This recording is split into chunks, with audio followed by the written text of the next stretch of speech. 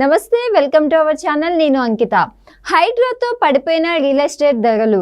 హైడ్రా చూసుకుంటే హైదరాబాద్ మొత్తాన్ని అతలాకుతలం చేసేసిందని చెప్పొచ్చు. అయితే ఇక్కడ రియల్ ఎస్టేట్ ధరలు మరి ఎలా ఉన్నాయి హైడ్రా తర్వాత అని డిస్కస్ చేయడానికి నాతో పాటు real estate expert Sanjay Nayak ఉన్నారు. ఆయనతో మాట్లాడదాం. హాయ్ సంజయ్ గారు. Hi madam. ఇప్పుడు హైడ్రా వలన అసలు హైదరాబాద్లో ఎక్కడ చూసినా అసలు అల్లకల్లోలం అయిపోయిందని చెప్పొచ్చు. మరి రియల్ ఎస్టేట్లో హైడ్రా వలన నష్టం ఉందా, లాభం ఉందా? సో ఇప్పుడు అందరు ఎక్కడ చూసినా కూడా హైడ్రా ఒకటే నడుస్తుంది. హైదరాబాద్ అంటే హైడ్రా అన్నట్టు నడుస్తుంది. సో ఈ హైడ్రా అనేది మీనింగ్ ఏందని తెలుసుకోవాలి ఫస్ట్ మనం. చాలా మందికి ఏంటంటే హైడ్రా అనేది ఒకటి ఉంది, కానీ దీని వర్క్ ఏంటి, అసలు వీళ్ళు ఏం చేస్తారన్నది చాలా మందికి తెలియదు. Hyderabad disaster response monitoring and protection, వీళ్ళు ఏం చేస్తారంటే ఎక్కడైతే చెరువు కట్టు ప్రాంతాలు ఉన్నాయో, అంటే వీళ్ళు చెరువులని కుంటలని రక్షించేదన్నమాట వీళ్ళ మేజర్ వర్క్. అంటే గతంలో ఏమున్నాయంటే ఎక్కడైతే మన హైదరాబాద్లో తీసుకుంటే మోర్ దెన్ 2000+ లేక్స్ ఉన్నాయి, 2000కు పైగా. కానీ ఇవాళ రీసెంట్ సర్వేలలో ఈ హైడ్రా మీద నేను కూడా సెర్చ్ చేస్తుంటే చూసిన ఏంటంటే మోర్ దెన్ 60% ఆల్రెడీ కబ్జా అయిపోయింది, 60% మాయమైపోయినాయి చెరువులు. సో అందుకని చెప్పేసి సీఎం రేవంత్ రెడ్డి గారు ఏం చేశారంటే గతంలో నుంచి కూడా చాలాసార్లు దీని మీద డిస్కస్ చేశారు. అంటే హైదరాబాద్లో చెరువులు లేవు, వర్షాలు చిన్న వర్షం పడంగానే మీరు చూడండి 2-3 రోజులు వర్షం వస్తే హైదరాబాద్లో చాలా ట్రాఫిక్ అయిపోతుంది. చిన్న వర్షం రాగానే హైదరాబాద్లో కొన్ని కాలనీలు మునిగిపోతున్నాయి, చిన్న వర్షం రాగానే మొత్తం డ్యామేజ్ అంతా అయిపోతుంది. దీని అంతటి కారణం ఏంటంటే గొలుసు కట్టు చెరువులు అంటారు. అంటే ఒక చెరువు బాగా నిండినప్పుడు, నీళ్లు బాగా వచ్చినప్పుడు వాటర్ ప్రొటెక్షన్ అనేది చాలా ఇంపార్టెంట్. సో ఎక్కడైతే నీళ్లు ఉంటాయో అక్కడ మాత్రమే మంచిగా ఉంటుంది రాజ్యం అని చెప్పి గతంలో కూడా పురాణాల్లో కూడా చెప్పుకున్నారు చాలా మంది. సో నీళ్ళు అనేది చాలా ఇంపార్టెంట్. సో ప్రకృతిని మనం కాపాడుకుంటే మనల్ని ప్రకృతి కాపాడుకుంటుంది. సో ప్రకృతిని ఎప్పుడైతే నాశనం మనం చేస్తామో ఆటోమేటిక్గా దాని విశ్వరూపం చూపిస్తుంది అది ఖచ్చితంగా. అది తట్టుకోలేరు మనుషులు. సో అట్లా ఏమైందంటే మొత్తం హైదరాబాద్లో 70కి పైగా నియర్లీ 60% అంతా కూడా మొత్తం ఇట్లా కబ్జాలు అవ్వడం. చాలా మంది ఏంటంటే పొలిటికల్ కావచ్చు, తర్వాత బిజినెస్ మ్యాన్ కావచ్చు, డిఫరెంట్ పీపుల్, ఒక్కరని మెన్షన్ చేయట్లేదు. సో చాలా మంది ఏంటంటే ఇట్లా ఇల్లీగల్ కన్స్ట్రక్షన్ చేయడం వల్ల అవన్నీ కూడా ఏమైపోయింది, ఇప్పుడు మొత్తం క్లోజ్ అయిపోయినాయి. అవి క్లోజ్ అయినప్పుడు ఏమవుతుందంటే అక్కడంత స్ట్రాంగ్ కూడా ఉండదు ఫస్ట్ థింగ్. సెకండ్ ఏమవుతుంది, బాగా ఎప్పుడైనా వర్షాలు పడ్డప్పుడు కానీ ఏమైనా ఇబ్బందులు వచ్చినప్పుడు ఏమవుతుందంటే చుట్టుపక్కల ఏరియాలన్నీ ఎఫెక్ట్ అవుతుంది. నీళ్ళు ఇక్కడ స్టోర్ కావాలి కదా, ఆ స్టోర్ కాకుండా ఏమవుతుంది అక్కడ రావాల్సిన నీళ్ళంతా ఫ్లోటింగ్ అయ్యి ఇంట్లోకి వస్తుంది. సో దానివల్ల ఏమవుతుంది, ఆ చుట్టుపక్కల ల్యాండ్స్ అంతా కూడా ఏవైతే ఇల్లులు ఉన్నాయో అవంతా కూడా నీళ్ళల్లో మునగడం ఇట్లాంటివి బాగా జరుగుతుంటాయి. సో ఇప్పుడు ఎవరైతే ఐపీఎస్ రంగనాథ్ గారు ఉన్నారో ఆయనకి అపాయింట్ చేశారనమాట. సో పెద్ద పోస్ట్ ఇచ్చేసి డైరెక్ట్గా మొత్తం దీనికి మీరే హెడ్గా అని చెప్పేసి వాళ్ళకి ఇచ్చిన పవర్స్ ఏంటంటే ఏవైతే బఫర్ జోన్స్ అంటారు. సో బఫర్ జోన్ అంటే ఒక చెరువుకి లిమిట్స్ ఉంటాయి. ఈ చెరువు ఎంత ఉంది, ఎన్ని ఎకరాల్లో ఉంది, ఇక్కడ బాగా వర్షం పడినప్పుడు ఈ నిండిపోతే ఇక్కడ నుంచి ఎంత వరకు ఎఫెక్ట్ అవుతుంది, అండ్ ఈ వాటర్ ఇక్కడ నుంచి ఇంకో దగ్గర ఎక్కడ దాకా ఫ్లో అవుతుంది, ఇది చాలా ఇంపార్టెంట్. సో అట్లా బఫర్ జోన్స్ ఉంటాయి. కొన్ని FTL అంటారు. FTL అంటే ఫుల్ ట్యాంక్ లెవెల్ అనమాట. ఫుల్ ట్యాంక్ లెవెల్ అంటే ఈ చెరువు కట్టు ప్రాంతాలకి ఎంత డిస్టెన్స్ వరకు కట్టొద్దు, ఎన్ని మీటర్ల వరకు కట్టొద్దు, ఎన్ని ఫ్లోర్ల కన్నా ఎక్కువ కట్టొద్దు అని కొన్ని రూల్స్ ఉంటాయి. సో ఆ రూల్స్ ఎంత ఉంటుంది అంటే మినిమం 30 మీటర్స్ ఉంటుంది, 30 ఫీట్స్ నుంచి 30 మీటర్స్ వరకు ఉంటుంది. ఆ ఏరియాలో కన్స్ట్రక్షన్ చేయొద్దు. కొన్ని ఏరియాలో ఫర్ ఎగ్జాంపుల్ ఇప్పుడు 311 జియో ఉంది, ఆ ఏరియాలో చూసుకుంటే దాదాపుగా 84 విలేజెస్ ఉన్నాయి చుట్టుపక్కల. సో 84 విలేజెస్లో దాదాపుగా చూసుకుంటే ఎన్ని ఎకరాల ల్యాండ్ ఉందంటే 132,000 ఎకరాల ల్యాండ్ ఉంది. సో ఈ చుట్టుపక్కల ఎక్కడ కూడా కన్స్ట్రక్షన్ కి పర్మిషన్ లేదు. సో అట్లా ఎక్కడైతే ఈ 311 జియో కానీ, ఎక్కడైతే ఈ బఫర్ జోన్స్ కానీ, FTL లెవెల్స్ ఉంటాయో అక్కడ కన్స్ట్రక్షన్ చేయొద్దు. కానీ ఇప్పుడు ఏమైంది, చాలా మంది ఏంటంటే మొత్తం కట్టుకున్నారు. అట్లా ఎందుకు కట్టుకున్నారు అని కూడా మీరు అడగొచ్చు. దీనికి ఒక రీజన్ ఉంది.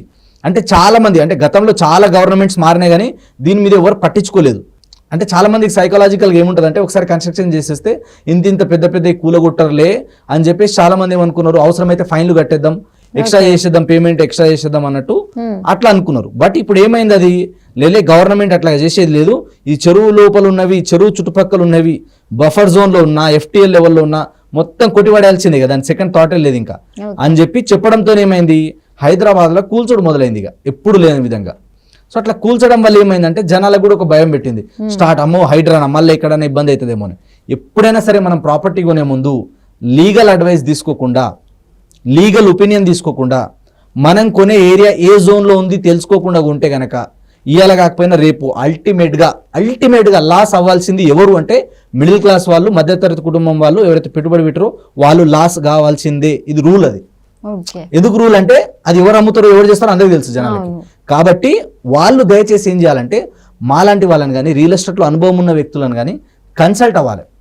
దీంట్లో జోన్స్ మళ్ళీ చాలా ఉంటాయి. ఇది చాలా మందికి తెలియదు. దీంట్లో వచ్చేసి ఏంటంటే మనకి R1, R2, R3, R4 Jones ఉంటాయి.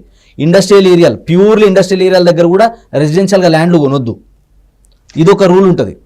దీని తర్వాత ఏముంటుంది, ప్యూర్లీ రెసిడెన్షియల్ అంటే R1 జోన్లలో కొనాలి. కొన్ని పెరిఫెరల్ జోన్స్ ఉంటాయి, దాంట్లో ఏముంటుంది, కొన్ని లిమిట్స్ ఉంటాయి. మళ్ళీ ఇండస్ట్రియల్ ఏరియాలకి ఇంత లిమిట్లో కట్టొద్దని ఒక ఉంటుంది, మళ్ళీ ఇంత డిస్టెన్స్ లోపల కట్టుకోవద్దని ఒకటి ఉంటుంది, ఇన్ని ఫ్లోర్ల కన్నా ఎక్కువ కట్టొద్దని కూడా కొన్ని ఉంటాయి. ఓకే. అండ్ ఇప్పుడు చూసుకుంటే హైదరాబాద్ అవుట్కట్స్ లో కానివ్వండి, అంటే పటాన్ చెరు బయట కానివ్వండి, ఇట్లా చూసుకుంటే మనకి చాలా వెంచర్స్ అయితే వస్తుంది. ఇప్పుడు రీసెంట్ గా చూసుకుంటే ఒక వెంచర్ లో ఒక్కొక్కరు 4 కోట్లు పెట్టి కట్టించుకున్న ఇల్లులు అయితే ఉన్నాయి. సో అవి కూడా ఏంటి, ఒకప్పుడు అక్కడ చెరువులుగానే ఉండేది, దాన్నే పూర్తి చేసి రియల్ ఎస్టేట్ వాళ్ళు ఇట్లా అమ్మారు అనేసి ఒక సోషల్ మీడియాలో ఒక టాపిక్ అయితే బాగా నడుస్తుంది ఇప్పుడు.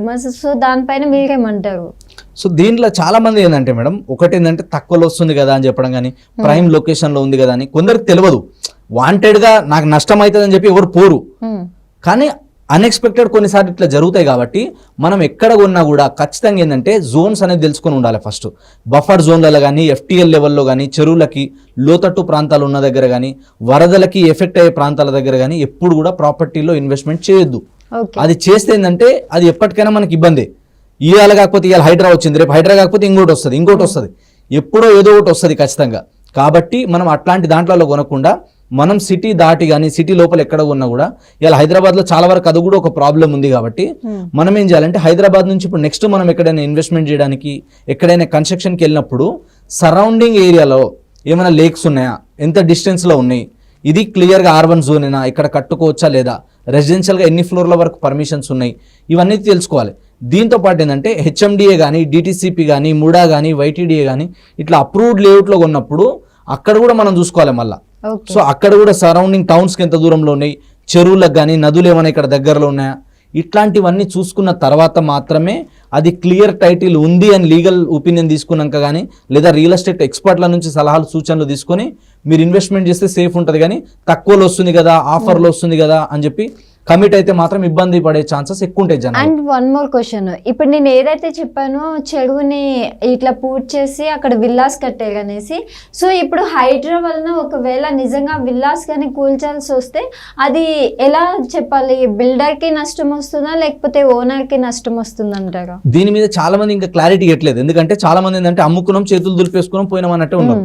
కొందరు ఉన్నారు కానీ వాళ్ళు రెస్పాన్సిబిలిటీ ఎలా తీసుకుంటారు, సో వీళ్ళకి అప్రూవల్స్ ఎవరిచ్చారు, దీని మీద లీగల్గా ఏమైనా గవర్నమెంట్ యాక్షన్ తీసుకుంటుందా, సో ఇప్పుడు కూలగొడుతున్నారు అంతా మంచిగానే ఉంది, కూలగొట్టినాక దీన్ని ఏం చేస్తారు, అసలు దీంట్లో ఏమేమి డెవలప్మెంట్ చేయబోతున్నారు, దీనివల్ల ఏ విధంగా యూజ్ అవుతుంది ఇక్కడ అన్నది ఇంకా హైడ్రా నుంచి కూడా కొన్ని రావాలి. సో ఇవన్నీ కూడా వాళ్ళు మాస్టర్ ప్లానింగ్ అంతా కూడా రెడీ చేస్తున్నారు, అది రావడానికి టైం పడుతుంది. సో ఇప్పుడు వరకు ఏంటంటే మేజర్గా ఏవైతే ఎలిగేషన్స్ ఉన్నాయో, ఏవైతే చెరువు దగ్గర చెరువు లోపల ఉన్నాయి, ఇక్కడ ఆల్రెడీ FTL లెవెల్లో ఉందన్నాయి కూడా వాళ్ళు ఏం చేస్తారంటే నోటీసులు ఇచ్చి కొన్ని కూల్చేస్తున్నారు, నోటీస్ ఇవ్వకుండా కూడా కొన్ని కూల్చేస్తున్నారు. సో దీన్ని నెక్స్ట్ ఏ విధంగా తీసుకెళ్తారన్నది గవర్నమెంట్ నుంచి రావాల్సిన అప్డేట్ ఉంది. అది రాగానే మనం దాని మీద ఒకసారి డీటెయిల్గా వీడియో చేద్దాం. ఓకే, థ్యాంక్ యూ సంజయ్ గారు. Thank you madam.